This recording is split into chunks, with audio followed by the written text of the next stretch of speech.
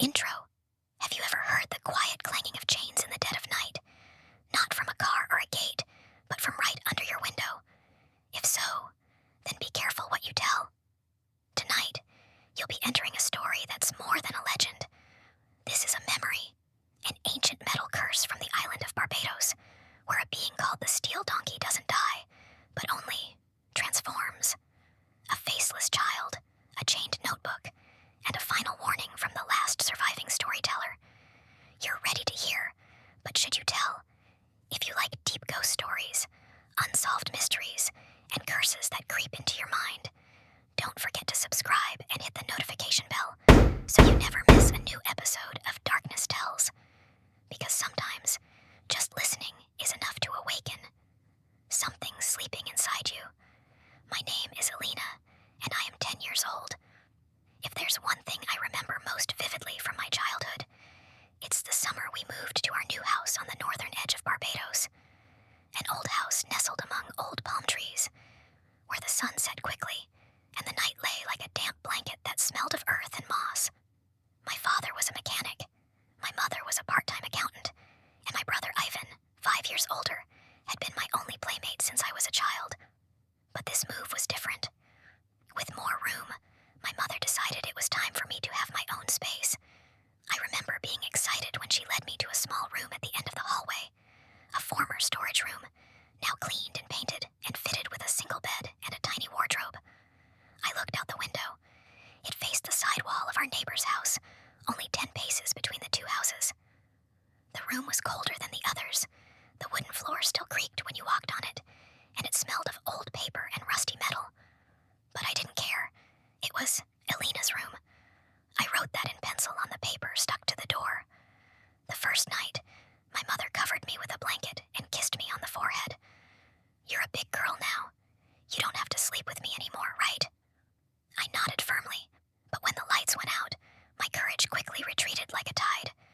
I lay there, eyes wide open, ears listening for every little sound. At night, this place wasn't like the old town. No cars, no streetlights, just insects, dry leaves blown by the wind, and something else, stranger, metal hitting the floor, dragging, squeaking, clank, clack, clack, clack. I sat up. The sound, I swear it was right outside the window. I walked slowly, as if afraid of disturbing something, approaching the edge of the bed. The window was still closed, but the curtains were not drawn tightly. Through the gap, the dim light from the hallway was enough for me to see the dark shadow of something standing outside. My heart was pounding like a drum. 1 second, 2 seconds. I stepped back, but just as I was about to turn away, that shadow raised its head. I screamed. Mom ran in just a few seconds later. I threw myself into her arms, speechless. After hearing my story, Mom just smiled, gently but a little hesitantly. "You must have misheard, but if you really heard the sound of chains, it could be Steel Donkey." I blinked. Steel what? Mom sat down on the bed, pulled the covers over my legs, and lowered her voice, as if she were telling something that shouldn't be said out loud. Steel Donkey. Native legend says it's a creature made from the chains and resentment of the souls imprisoned during slavery. Every night it drags its chains through the streets, looking for naughty children, or those who have forgotten their past. But don't worry, just close the windows and pull the curtains tight, and it won't come in. Then she chuckled, as if she were just telling a joke. But Mom's eyes darkened for a moment, and for the first time, I realized she wasn't joking. I stayed awake most of the night. The air in the room seemed colder, thicker, and denser, as if an invisible hand were pressing down on my chest. Whenever I closed my eyes, the sound of the chains echoed, not loud, not close, but not far away. It seemed to surround my sleep, leaving no room for me to escape. Sometimes I tried to convince myself that it was just a meaningless series of sounds, the neighbor's cat, the distant sound of a car. But then, just as I was about to fall asleep, the sound crept into my ears, cold as metal seeping into my skin. I began to count each stroke. 1, 2, 3. Each one felt like a footstep from something heavy, not from this world. The next morning, I told Yvonne about it.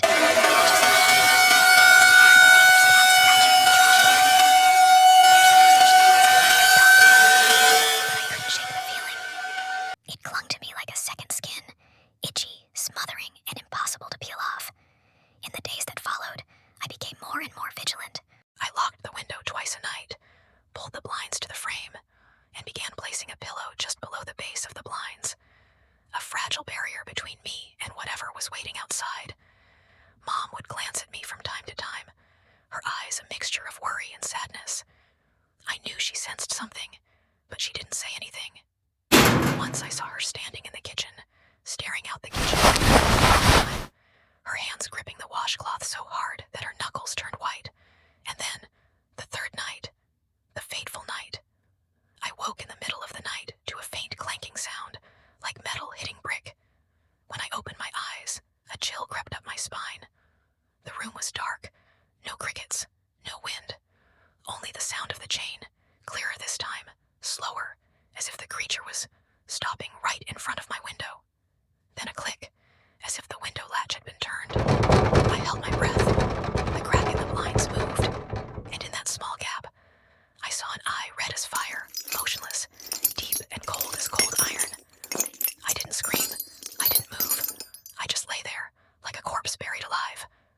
Outside, the chain continued to drag, rattle, rattle, rattle, and then disappeared. I don't know when I fell asleep. I only remember the next morning, my mother woke me and saw the curtain was completely askew. She didn't say anything. She just walked over and checked the window latch.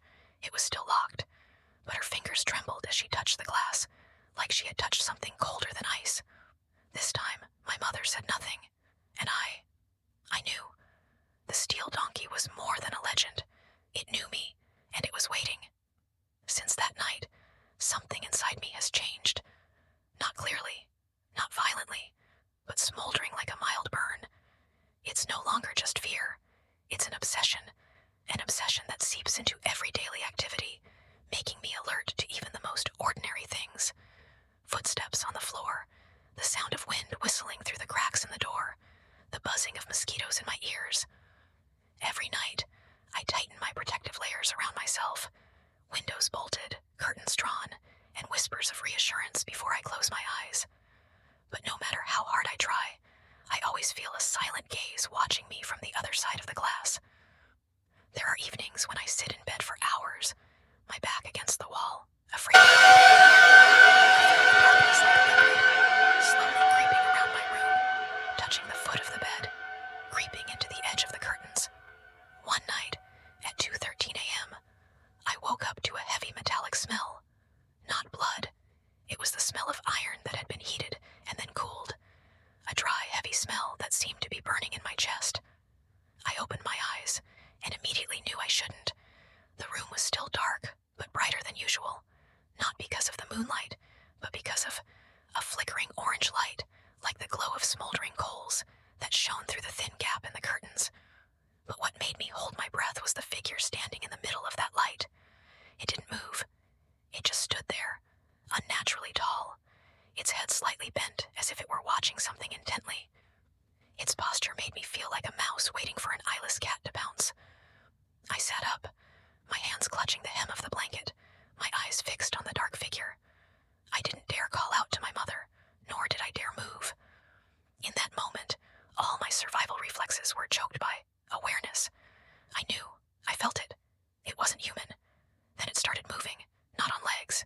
It slid, like a thick mist. And at that moment, the curtains moved slightly.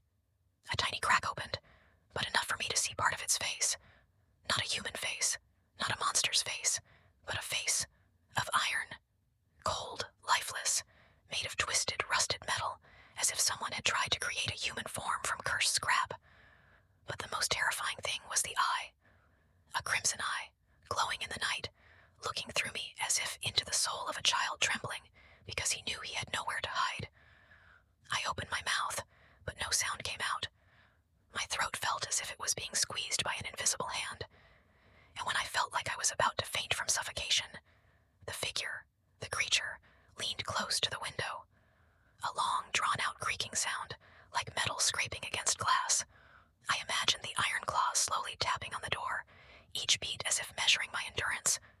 It was no longer fear. It was the feeling of being chosen. And then, it was gone. No warning, no scream, just absolute silence. A silence more terrifying than any sound. I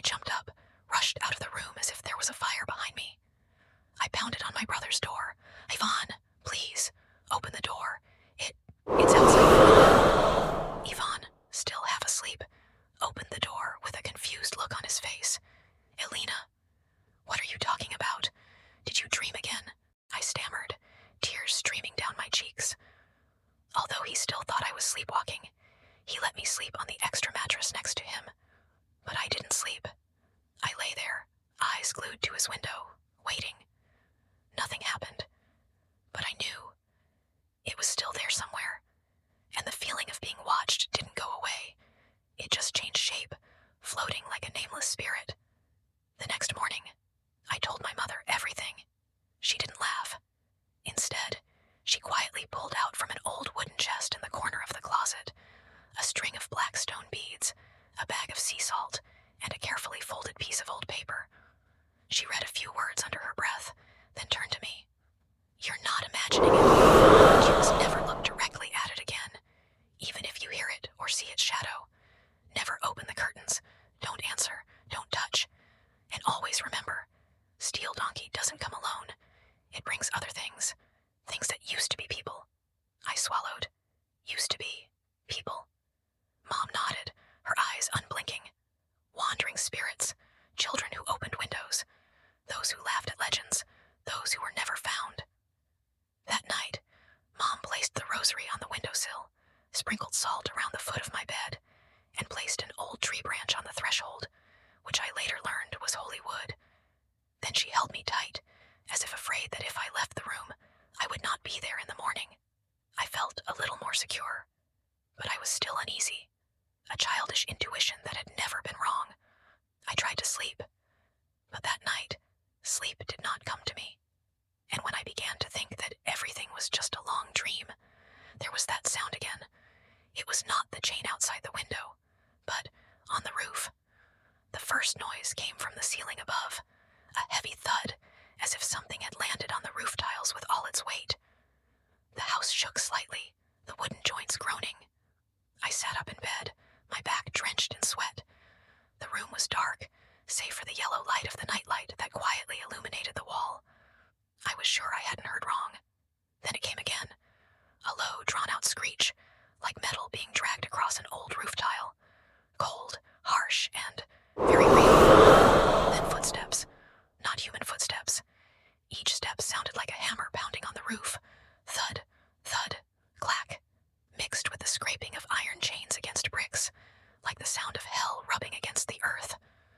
I pulled the covers up to my chin, unable to take my eyes off the ceiling.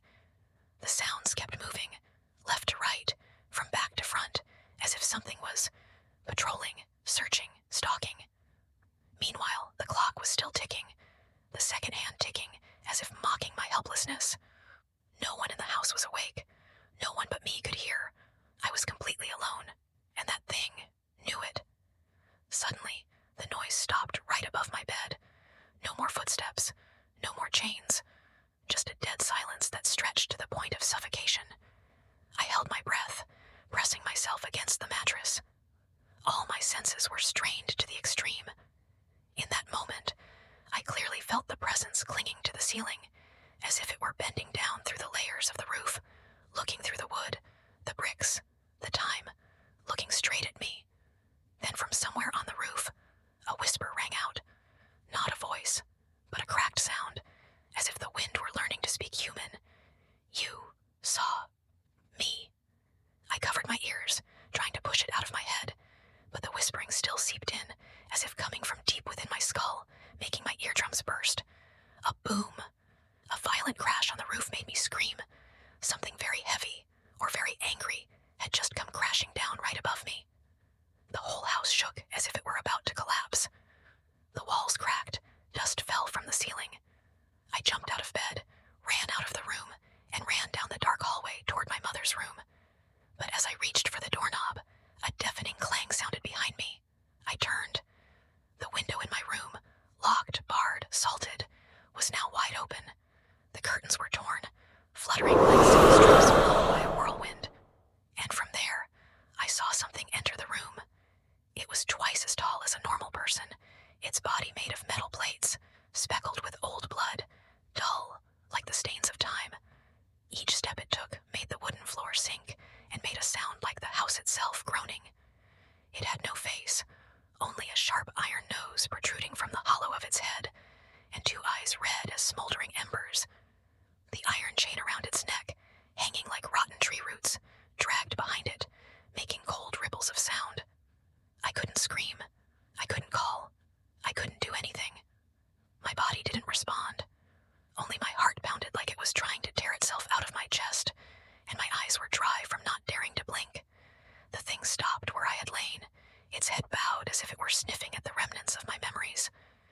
Then it stretched, lightly, gracefully, like an animal accustomed to the dark, and moved toward the door.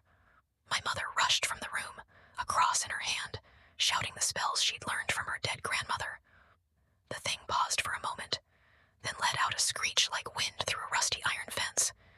I collapsed, my ears ringing. As I did, my mother pulled me up, pushed me behind her, and shouted, "Run, Elina, don't come back." I ran. I don't remember how I ran, or if I stumbled. I only remember running out the front door, barefoot, down the steps, and across the damp garden in the night. Behind me, the house was lit up by strange flashes, not lightning, but cold metal like the glow of a cursed forge. And amid the noise, I heard a roar, not an animal's, but something with centuries of anger. "You have opened your eyes." I ran to the neighbor's house, banging on the door until an old man opened it. I couldn't say anything. I could only scream. They took me into the house, wrapped me in a blanket, and called the police. When they arrived, my house was as quiet as if nothing had happened. No signs of a break-in, no torn curtains, no salt on the windowsill. My mother said I had been sleepwalking, that I had opened the window and imagined everything. I looked at her. Her eyes were no longer like mine. I said nothing. I didn't argue. But I knew. Something had entered my house that night, and it had chosen me. Every night since then, I have heard the sound of chains in my dreams. There were dreams where I was engulfed in a thick, oily darkness, surrounded by whispers and the sound of chains scraping against the ground. One time, I woke up with my sleeve torn, and I had no memory of what I had done. Sometimes, I find black iron marks like dried blood at the foot of the bed, and in every dream, I always see myself standing in front of the window, about to pull the curtain open again. 3 days after that terrible night, my house was eerily quiet. No more clanging of chains, no more red eyes lurking behind the curtains. But it wasn't peace. It was the calm before the storm, heavy, tense, like a string too tight, ready to snap at the slightest touch. My mother became quiet. She no longer looked me in the eye, no longer sang lullabies, or reminded me to say my evening prayers as she usually did. Something in her was missing or stolen. She always wore an old necklace around her neck, one hand clutching the black iron cross pendant, as if afraid it would vanish if she let go. I began to notice something strange. She would stand in front of the wall in the second-floor hallway, where there was nothing but a blank wall, but she would stare at it for hours. Sometimes she would whisper, not in her native language, not in English. A strange language. Each word was harsh, as if calling to something far away. I asked, "What are you saying, Mother?" She was startled, then shook her head and smiled faintly. "Just old prayers, my child." But I didn't believe it, because I started to dream about that wall. In my dream, I saw myself standing in front of it. The wall was no longer white, but dark, flowing as if something inside was bleeding. And among the stains, a name appeared clearly, Maldon. I jumped up, gasping, my throat dry. The name was burned into my mind like a red-hot knife. I had never heard it before, at least not in my waking life, but it was familiar. A locked memory, buried by time and consciousness. The next morning, I went upstairs, stood silently in front of the wall. I pressed my ear to it. Nothing. But when I knocked lightly, a clang came, not hollow like a brick wall, but wood, a void, a hidden door. I searched the house and finally found a rusty key hidden in an old Bible. My heart pounded as I inserted it into the wall. A rattling sound rang out. The small door opened. Inside was a narrow room, low and dark as a tomb. There were no windows. There was only the smell of dust, of extinguished candles, and of the strong smell of metal, the smell I had smelled that fateful night. I shone my flashlight inside. On the walls, someone had drawn, not with paint, but with black charcoal and dried blood, monstrous figures. A creature with a steel donkey's head, eyes burning, chains across its body, and below it, hundreds of tiny arms reaching up from the ground, clinging to it. In the middle of the room, there was an altar. On it was a dark leather-bound book, bound with rope. I touched it. It was cold to the bone.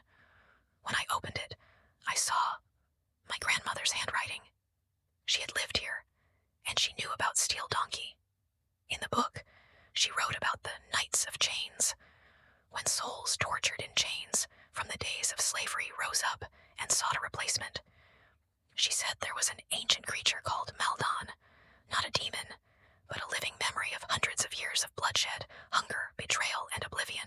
It took the form of a donkey, an animal of labor, of captivity, but its body was steel, because it could not be killed. Steel Donkey was Maldon. She said that a generation of our family had betrayed an ancient covenant, a pact between the spirit world and humans, and since then, the curse had followed. Each generation, a child would be chosen by it. If it is not properly sacrificed or exorcised, it will imprint the child, mark it with dreams, sounds, and eventually possession. I understood. I was the chosen one, and my mother had been the chosen one before. That night, I confronted my mother. I handed her the book. She was silent for a long time. Then tears fell. She said, when she was my age, she had also seen the steel shadow in the night. She had also heard the sound of chains on the roof. But my grandmother had performed an exorcism, sealing it with blood and an oath. The room behind the wall was where the ritual was performed. But you saw it, my mother whispered, and it entered the house. I asked in a trembling voice, is there any way out? She looked at me, her eyes red. There is only one way. End the bloodline, or trade a soul. I understood what she meant, and I would not accept it. I couldn't let the curse end with the death of my loved one. I couldn't let the creature continue to exist as an open wound in the family's soul. So that night, I returned to the room behind the wall. I set the candle, opened the book, and began to reread my grandmother's ritual. The ancient words were shaky, scribbled, but powerful. In the cramped room, the flickering candlelight cast grisly shadows on the ceiling. The smell of dried blood still lingered. The room seemed to come alive, breathing with my own fear. I carved my name on the iron cross, placed it in the middle of the altar. Drip a drop of blood from my fingertip, as my grandmother had written. Blood is the key. Soul is the prayer. Courage is the fire. I began to read, line by line, sentence by sentence. My throat was dry. My head pounded. The air in the room became thick. The candle flared, blew fire, and then, from deep within the wall came the screeching of metal, the clanking of chains, a sigh, and a familiar voice echoed in my head. Elina, I came for you. I didn't cry. I didn't scream. I just closed my eyes and said loudly, Maldon, I know who you are. I'm not afraid. This bloodline no longer serves you. And at that moment, the room shook. An invisible door opened, and darkness poured in. But I stood still. In the darkness, a steel donkey shape gradually appeared. Rust, black smoke, red fire burning in its eyes. I raised the cross, shouting the final words of the ritual. By the blood of my ancestors, by my name, by this light. I end you. Everything burned. I couldn't feel my body anymore. I only saw light tearing through the darkness. 3 days after that terrible night, my house was eerily quiet. No more clanging of chains, no more red eyes lurking behind the curtains. But it wasn't peace. It was the calm before the storm. Heavy, tense, like a string too tight, ready to snap at the slightest touch. My mother became quiet. She no longer looked me in the eye, no longer sang lullabies, or reminded me to say my evening prayers as she usually did. Something in her was missing, or stolen. She always wore an old necklace around her neck, one hand clutching the black iron cross pendant, as if afraid it would vanish if she let go. I began to notice something strange. She would stand in front of the wall in the second-floor hallway, where there was nothing but a blank wall. But she would stare at it for hours. Sometimes she would whisper, not in her native language, not in English. A strange language. Each word was harsh, as if calling to something far away. I asked, what are you saying, Mother? She was startled, then shook her head and smiled faintly. Just old prayers, child. I didn't believe it, because I started to dream about that wall. In my dream, I saw myself standing in front of it. The wall was no longer white, but dark, flowing as if something inside was bleeding. And among the stains, a name appeared clearly, Maldon. I jumped up, gasping, my throat dry. The name was burned into my mind like a red-hot knife. I had never heard it before, at least not in my waking life, but it was familiar, a locked memory, buried by time and consciousness. The next morning, I went upstairs, stood silently in front of the wall. I pressed my ear to it. Nothing. But when I knocked lightly, a clang came, not hollow like a brick wall, but wood, a void, a hidden door. I searched the house and finally found a rusty key hidden in an old Bible. My heart pounded as I inserted it into the wall. A rattling sound rang out. The small door opened. Inside was a narrow room, low and dark as a tomb. There were no windows. There was only the smell of dust, of extinguished candles, and of the strong smell of metal, the smell I had smelled that fateful night. I shone my flashlight inside. On the walls, someone had drawn, not with paint, but with black charcoal and dried blood, monstrous figures. A creature with a steel donkey's head, eyes burning, chains across its body, and below it, hundreds of tiny arms reaching up from the ground, clinging to it. In the middle of the room, there was an altar. On it was a dark leather-bound book, bound with rope. I touched it. It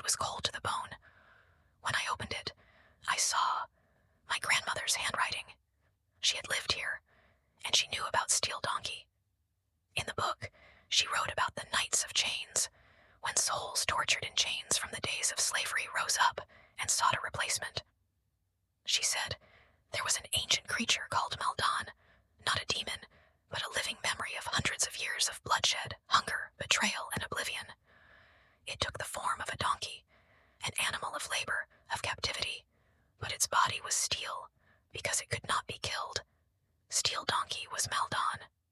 She said that a generation of our family had betrayed an ancient covenant, a pact between the spirit world and humans, and since then, the curse had followed. Each generation, a child would be chosen by it. If it is not properly sacrificed or exorcised, it will imprint the child, mark it with dreams, sounds, and eventually possession. I understood. I was the chosen one, and my mother had been the chosen one before. That night, I confronted my mother. I handed her the book. She was silent for a long time. Then tears fell. She said, when she was my age, she had also seen the steel shadow in the night. She had also heard the sound of chains on the roof, but my grandmother had performed an exorcism, sealing it with blood and an oath. The room behind the wall was where the ritual was performed. But you saw it, my mother whispered, and it entered the house. I asked in a trembling voice, is there any way out? She looked at me, her eyes red. There is only one way. End the bloodline, or trade a soul. I understood what she meant, and I would not accept it. I couldn't let the curse end with the death of my loved one. I couldn't let the creature continue to exist as an open wound in the family's soul. So that night, I returned to the room behind the wall. I set the candle, opened the book, and began to reread my grandmother's ritual. The ancient words were shaky, scribbled but powerful. In the cramped room, the flickering candlelight cast grisly shadows on the ceiling. The smell of dried blood still lingered. The room seemed to come alive, breathing with my own fear. I carved my name on the iron cross, placed it in the middle of the altar. Drip a drop of blood from my fingertip, as my grandmother had written. Blood is the key. Soul is the prayer. Courage is the fire. I began to read. Line by line, sentence by sentence. My throat was dry, my head pounded. The air in the room became thick. The candle flared, blue fire. And then, from deep within the wall came the screeching of metal, the clanking of chains, a sigh, and a familiar voice echoed in my head. Elina, I came for you. I didn't cry. I didn't scream. I just closed my eyes and said loudly, Maldon, I know who you are. I'm not afraid. This bloodline no longer serves you. And at that moment, the room shook. An invisible door opened, and darkness poured in. But I stood still. In the darkness, a steel donkey shape gradually appeared. Rust, black smoke, red fire burning in its eyes. I raised the cross, shouting the final words of the ritual. By the blood of my ancestors, by my name, by this light. I end you. Everything burned. I couldn't feel my body anymore. I only saw light tearing through the darkness. I woke up on the floor of the shrine room. There was no candlelight, no sound. Everything was dark and quiet. But a strange feeling crept into my body. Not fear, but emptiness.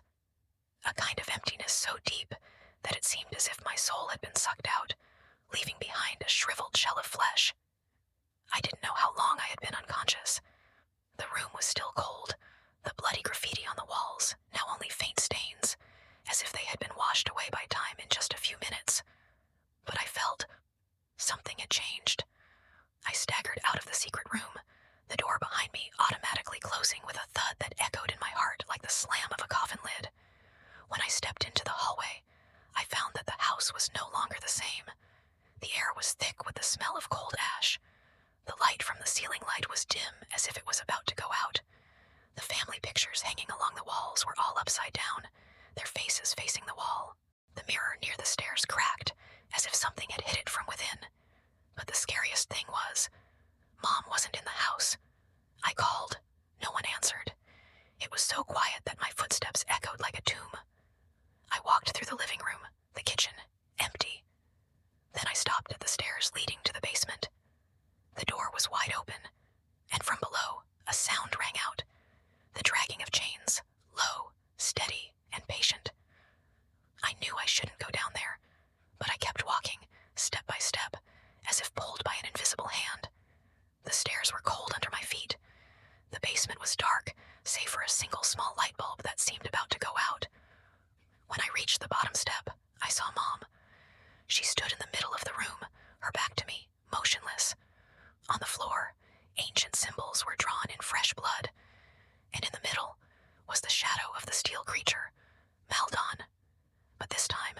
It had no shape. It was a thick black smoke, shrinking into a donkey shape, its eyes glowing red, its metal chains snaked around its body. It was clinging to my mother. "Here you are," she said, not turning. "Don't come any closer. It's using you to hold you back." I took another step. The air was so cold that my lungs froze. Maldon's voice echoed in my head, not in words, but in emotions, guilt, grief, and hunger. "If I don't eat, you will take her place." I raised my hand, the cross still in my hand, now hot as if it had been forged in fire. I stabbed it into the center of the blood circle, the point where Maldon and I met. It hissed, shrinking like a burning memory. "You have no right to stay here," I said. "Every memory needs a place to live," Maldon whispered. "And I choose the memories of the living," I shouted. Darkness closed in. The walls of the basement shook. Chains flew out of nowhere, snake-like, and wrapped around me. I fell, cold covering me. All my senses began to disappear.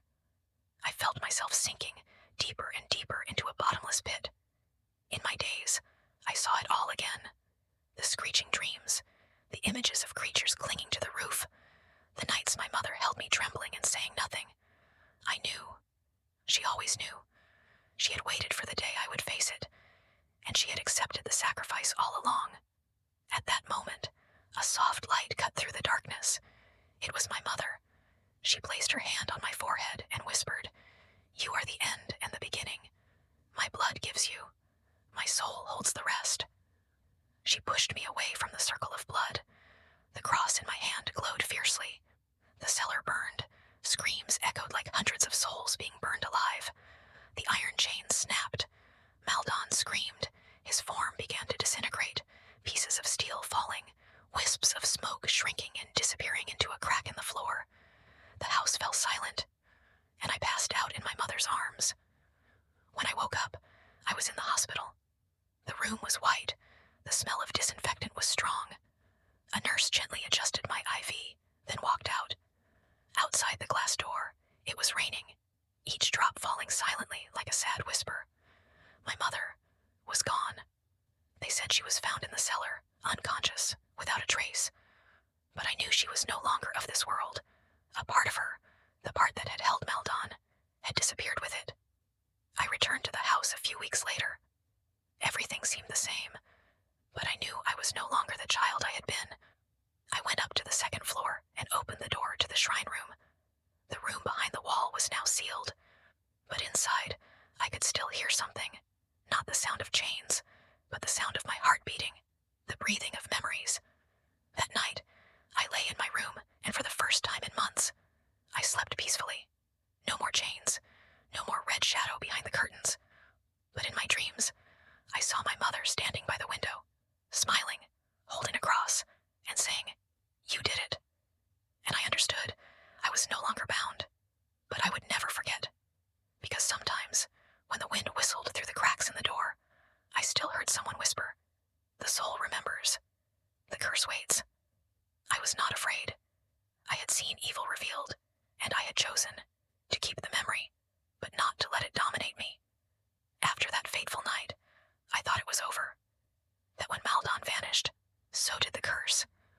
But the truth is always multi-layered, like ash covering a fire, while underneath it still smolders. And I soon learned that endings are sometimes just a silent transformation. Everything around me became blurry, but not peaceful. I began to dream of my mother, not as a haunting ghost, but as a vivid memory. In my dreams, she would sit on an old wooden chair in the sunset garden, holding the necklace I used to wear. Every time I walked closer, she would smile, but never speak. When I asked, she would silently point to the sky, where a red light like smoldering coal always hovered. The more I dreamed, the more I realized that I had not escaped Maldon. He was not dead. He had only taken a step back, waiting for my blood to fully awaken so he could return. And most of all, my mother had not left. She was somewhere between two worlds, guarding a gate. One cold, rainy night, I turned to my grandmother's old diary, the one I had found in the secret room. There was a page sealed with red wax, which I had overlooked before, afraid of destroying my memories. This time,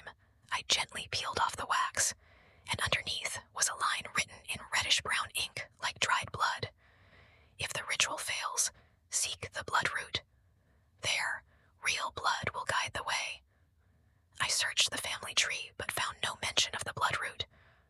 I went to the oldest people in the village, asking them about the family legend.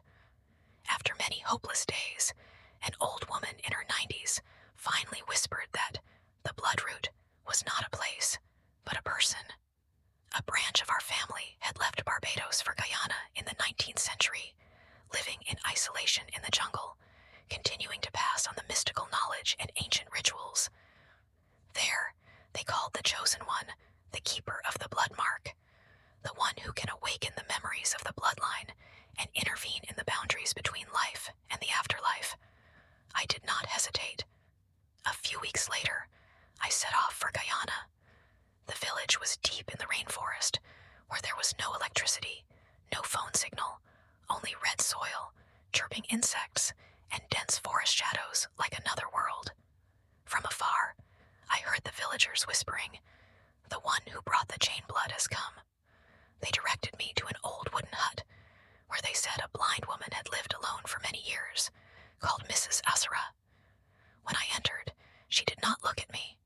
Her eyes were milky white, but she said in a deep, dry, and firm voice like stone, "You bring the blood of the one who marked the iron donkey, but you have not opened the door all the way." I asked, "What should I do?" "Remember," she said, "see it all again, and be ready to go where no one else dares. Your blood is not complete, and Maldon knows it. He is waiting to reveal himself, no longer as a donkey, but as a man, with the face of someone you love." I trembled. "Mother, number you, if you do not awaken." She prepared a ritual.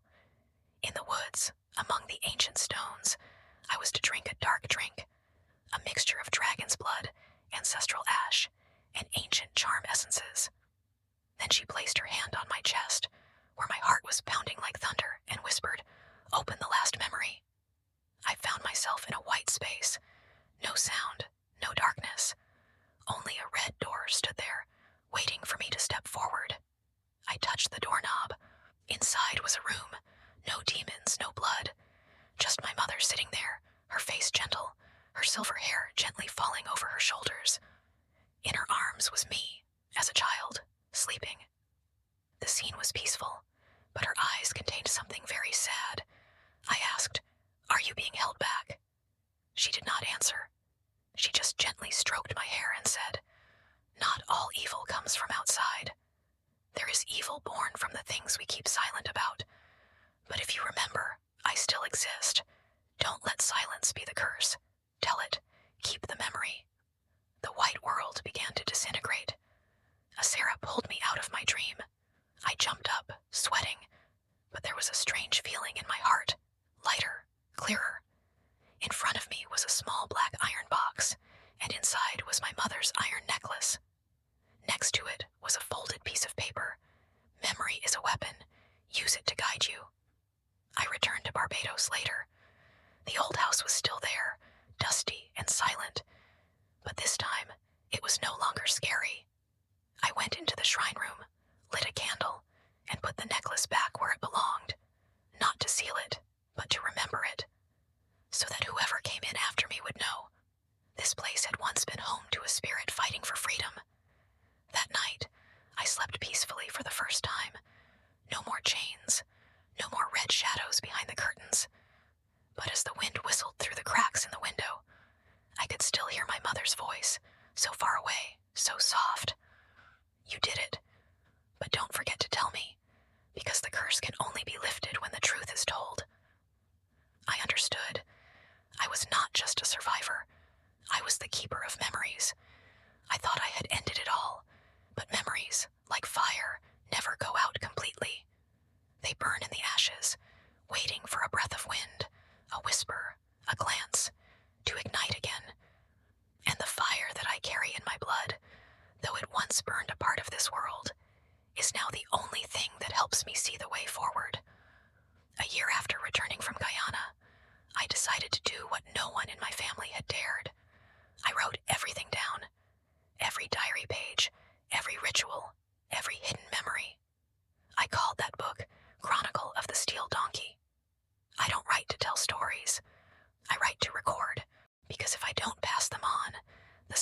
start again, all over again.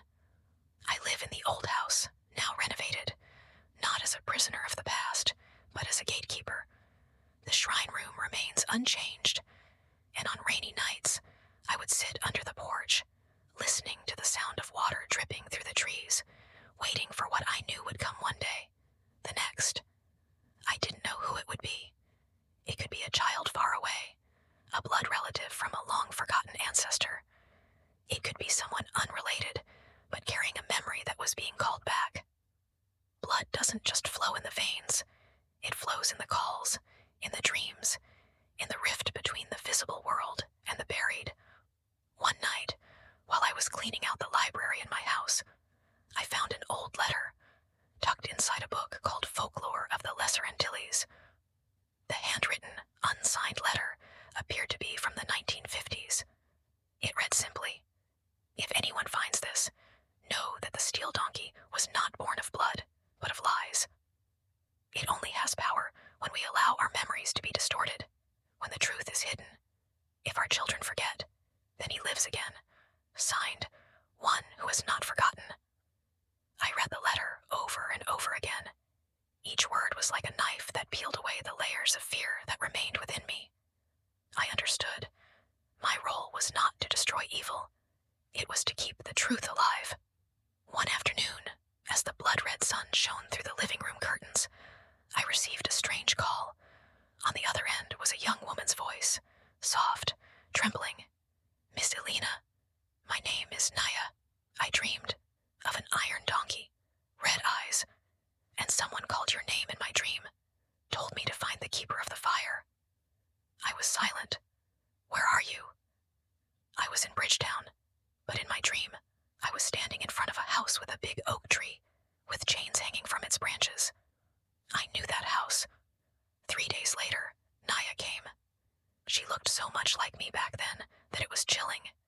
Her eyes, her walk, the way she jumped slightly at the squeak of the old wooden door. I greeted her with a smile, not to reassure her, but to let her know she wasn't crazy.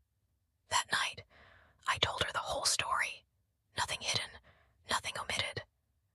I showed her the dried blood marks in the room behind the wall, opened the pages of my notebook, showed her how to distinguish the sound of real chains from the sound of chains in her dreams. I told her about my mother, about the shadows, about the red steel eyes glowing in the night. Naya didn't say much, but when I asked her if she was afraid, she replied, "Not afraid, but feeling that I am here, like I was born to be here." I understood. The blood had chosen her.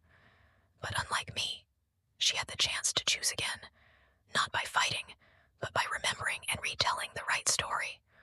We began to practice the rituals, relearn the ancient language, reconstruct what my grandmother had written. Every day, I saw something in her that was awakening, not strength, but awareness. A deep awareness that sometimes the scariest monster is not Maldon, but the silence of the generations that came before. One dark moonlit night, Naya and I sat around the fire, hands clasped, reciting the prayer carved in the ancient stone. The wind rose. Darkness surrounded us, but instead of feeling afraid, I felt safe, because now I was no longer alone. The fire did not go out. The blood was not forgotten. When the fire died down, I handed her my mother's old necklace. She held it, tears in her eyes. "I will tell.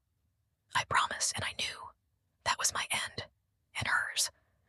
I lived in silence now. No more ghost hunting, no more shivering at the sound of chains.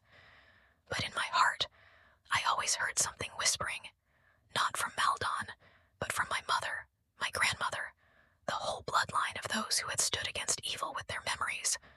We never truly die if our memories are preserved. I spent the remaining time preparing, writing everything down in plain language, analyzing each symbol, photographing each painting, and backing it up digitally. I wanted to make sure that, even when I was gone, this memory would live on, not just as a legend, but as a warning.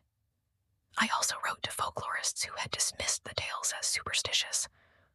I told them part of the story, no name, no magic, just the feeling, so they could begin to understand the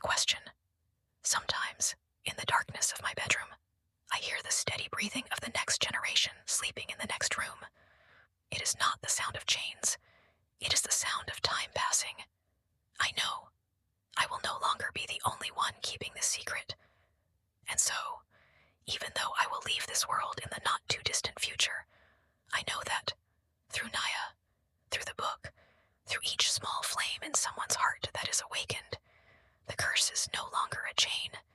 It is a legacy of awakening. After all, I thought the fire had been passed on, that the responsibility had been inherited, but I soon understood there are fires that cannot be passed on by words or memories. They must be experienced. The curse does not end with retelling. It only rests when faced. One summer night, more than a year after I met Naya, I was awakened by a familiar sound, the soft screech of metal on the wooden floor. My heart felt like it was about to burst, not from fear, but from experience. I got out of bed, without a lamp, without a notebook. I just followed the sound. Each clang of chains seemed to call my name, which led me to the shrine room. This room had been quiet for 2 years. No one had entered except me and Naya. But that night, when I pushed open the door, I saw the floor covered with fine rings of ash, as if someone had burned something very old. On the altar was a piece of burnt paper with the words scrawled, "She's watching. She knows." I stood still for a long time. Then I looked up at the only remaining photo frame on the altar, a picture of my mother. Her eyes in the picture seemed to shine with an indescribable sadness. I suddenly understood. It wasn't me. It was Naya who had reopened something. I found Naya the next morning. She greeted me with a smile, but her eyes were dark. She didn't need to say anything. I knew she had heard the chains too. I asked, "Did you see anything?" Naya nodded. The first time, I didn't dream of Maldon. I saw a child. He didn't have a face, but his laughter was like mine when I was little. He stood in front of the mirror, and in the mirror was the steel donkey. My heart went cold. That wasn't Maldon, I whispered. That was his new form. We began to look through the old records, turning over unused pages. There was a section of my grandmother's notebook marked with a red eye symbol. We had always ignored it, thinking it had been erased. But now I saw it had not been erased. It had been sealed with some kind of visual code. When we cracked it, the first line that appeared was, "When the fire has passed, the old spirits do not dissipate. They dwell in mirrors, in ashes, in the heir who is not fully awake." We understood. Passing the fire was one thing, but if the heir was not willing to burn himself, Maldon would not dissipate. He would transform. He would become part of the new man. That night, Naya and I performed the old ritual again. But this time, not to call him, but to call ourselves, to see what part of us he had taken. The wind began to pick up. The air was heavy as stone. The candle on the altar burned backward. The flame did not rise, but rolled down, as if drawn back into the ground. In that moment, the mirror in the room shattered. Pieces fell to the floor like distorted memories. And from the darkness, a childish laugh rang out, emotionless, inhuman. Then we saw it. A being as tall as a man, a body of ash, every vein glowing red under its skin, a metal donkey mask for its head. But the eyes, human eyes, Naya's eyes. "This is him who has attached himself to you," I said, "because you have not dared to look at your true fear." Naya did not retreat. She stepped forward, holding the iron chain. She said, her voice trembling but determined, "I do not refuse the fire, but I will not let you live through me." She kissed the chain and plunged it straight into the being's chest. The explosion was not loud, but the light that came out was white. When I opened my eyes, the creature had dissolved into dust, but the room still shook. Since that day, Naya has not dreamed of Maldon. But whenever she looked in the mirror, she said, sometimes her reflection did not match her movements. I told her, if one day the reflection calls your name, do not answer. And I understood. Though the fire has passed, though the chain is broken, the memory never ends. It only finds new forms to live on. So I write the last part of this story, not as a survivor, but as a witness to a loop broken at the right moment. But I am not sure if it will not return. Maybe 10 years from now, maybe 100 years. But if one day you read these lines and hear the sound of chains in the wind, remember, fire only lives when shared, and darkness only lives when you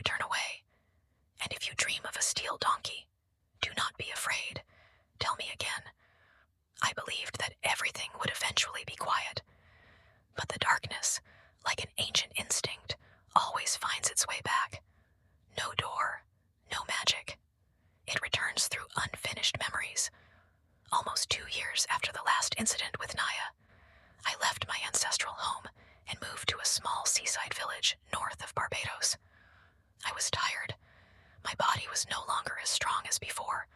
My memory was as smudged as burned paper. But I kept writing, taking notes, backing up. I sent copies of what I wrote to a private library in Europe that specialized in unacknowledged legends. I wanted the truth not to die with me. If evil was no longer present, I thought, then at least I could keep the lesson alive. But one night, in my simple coastal room, I heard the wind blowing through the wooden window. It was no different than the hundreds of nights before, until I heard the familiar rattle. A chain, not dragging, not heavy, knocking, softly, patiently, regularly. I jumped up, clutching the pendant my mother had left me. But when I got to the window, what I saw was not Meldon, not broken glass, not blood or shadows. It was a boy, about 8 years old, standing across the street watching me. Rain was dribbling on his shoulders, but he didn't move. He didn't say anything. His eyes held no fear, no life. I shuddered as I realized his eyes were exactly like mine. The next morning, I went around the village asking around. No one had seen the boy. No house had a boy that age. No new local student had started school. He was like a false memory, a figure of ash embroidered with unfinished stories. I went back to my room. On the table, the ritual notebook, which had been locked in a chest, was open. The last pages had been added in a handwriting that was not mine. She told, but they did not listen. She burned, but the ashes still breathed. Now I am the voice. I am the memory. I am the child of fire. There was no signature, just a twisted chain mark, the same tattoo on the wrist of an ancestor I had never met, long forgotten in my family tree. I trembled, not because I was afraid, but because I knew part of the story had escaped my control. I was no longer young, no longer strong enough to fight or perform exorcisms, but I still had the most precious thing, knowledge. I called Naya. The voice on the other end of the phone was no longer that of a girl. It was that of someone who had experienced death and survived. I know, Naya said. That boy is not a living being. It is a personified memory. It is the result of our own unconfronted fears. It does not need a ceremony. It only needs someone to tell it wrong. I was silent for a long time. Someone, I whispered, told it wrong, or deliberately turned it into something else. And now, the memory lives on its own, tells itself, gives birth. I decided to return to the ancestral home, even though I knew that this time I might not come back. When I entered, the door had no key. Everything seemed to be waiting for me, ready to open one last time. The house was so quiet that I could hear my heartbeat. The mirror in front of the altar had been replaced, but when I looked in, the reflection was not of me, but of an empty room. No mirror, no light, just a swivel chair. On the chair was a small figure with its back turned. I whispered, "Who are you?" The shadow did not turn, but in my head, a voice spoke. "I am the memory you dare not write down. I am what you leave between the blank lines. I am the one who reads and understands differently." I collapsed, tears falling, not because I was afraid, but because I understood. Despite all I had done, I could not control how a story lived on. Someone had taken the story, turned it into legend, legend into superstition, superstition into entertainment. And now, the curse was no longer a living thing. It was something that spread through headphones, screens, podcasts, retellings. I stood up. My eyes began to burn. Not literally, but the will within me came alive. I had never allowed myself to be the silent keeper of memories, and if the world was swallowing the story into legend, I would rewrite it, one last time, in my own blood.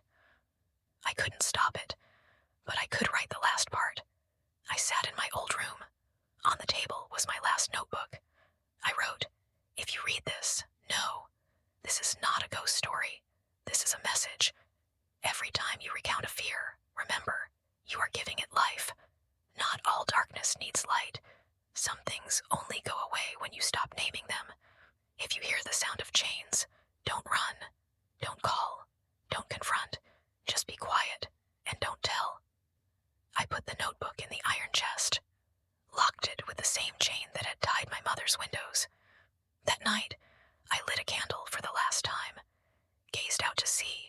and waited for the boy to return, not to exorcise, but to tell him, "It's time, see, rest in peace." When he appeared, there was no sound, just a look. He placed his hand on mine, cold as the night wind, and then he melted into thin air. There was no bang, no light, just the real end. But some ends never really close, because if you've read this far, you've probably heard the chains too. And if so, be careful what you tell me next. As I write these lines, my fingers are calloused, my eyes are dull, but my heart, it still burns, burning like ashes that have not yet been extinguished, like a haunting melody in a dream. And I know the story is not really over. It is just quietly transforming, like a fire smoldering in the ground. After that last night, I lived quietly. Everything returned to normal, or rather, the shell of normality. No more chains, no more boy. But I know they did not disappear. They were hidden. Every day, I checked the locked book, still there, still silent. But when I put my ear to the lid of the chest, sometimes I heard a whisper, unclear, like words unspoken, not yet formed enough to live. But there, waiting to be called. I left Barbados a few months later. I did not take the book with me. I did not hide it anymore. I sent it away. To an ancient archive in Switzerland, where manuscripts and artifacts that no one dared to claim, no one dared to destroy were kept. A place that existed beyond the boundaries of belief and doubt. I left only a note in the box. This is the last word. Do not read it aloud. Do not tell it. If you must open it silently. I lived for a few more years in northern Italy, near the woods and the fog. I no longer wrote stories. I planted trees. I read poems. I listened to the rhythm of the earth, of the wind. And I tried to live like a normal person, a person who no longer carried fire, but only ashes. But sometimes, some children from the village came to me. They were not afraid of me. They said they dreamed of the sound of chains. One even drew an iron donkey with charcoal on the sand. One looked at me and said, "There is something in your eyes that is guarding a secret." I asked no more questions.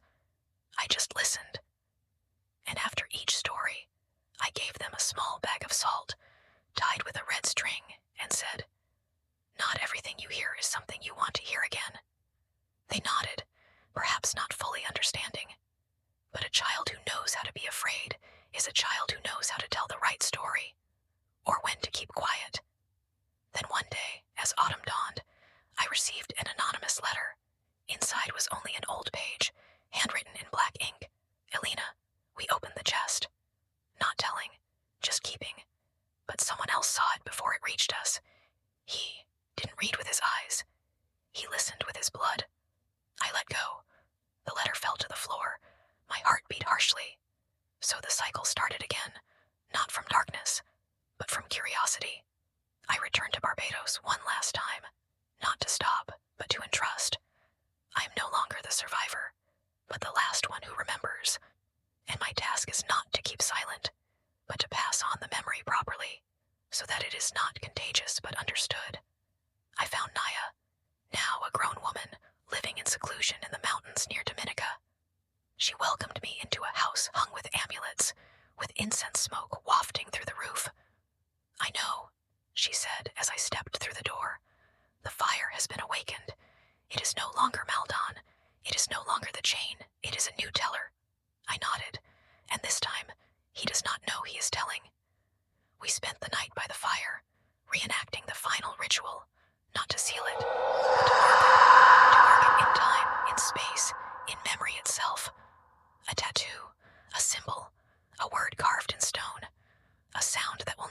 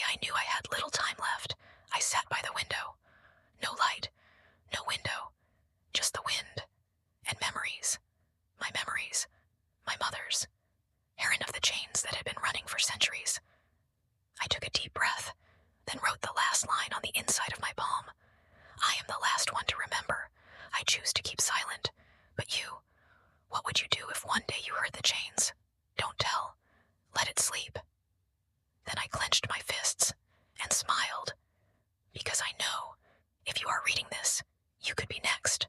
Outro, Darkness Tells. Are you still here? If you've listened to this story until the end, then congratulations, or maybe condolences.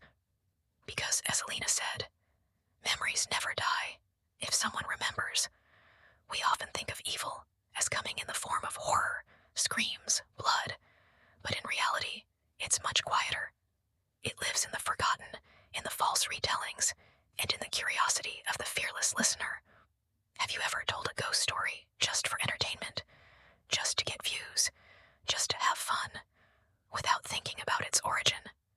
Have you ever shared a memory that wasn't yours, without understanding what it might evoke? This story is more than a legend. It's a reminder. Sometimes silence is what keeps evil at bay, and sometimes telling it wrong can make it come back, stronger and more familiar. If you lie in bed tonight and hear a little rattle under your window, don't open the curtains, don't try to figure it out, and absolutely don't tell it. What's the lesson for us? In real life, sometimes traumas, fears, or painful memories will come back, not to scare you, but to test your maturity. Do you choose to face them with understanding and courage, or do you continue to spread false fears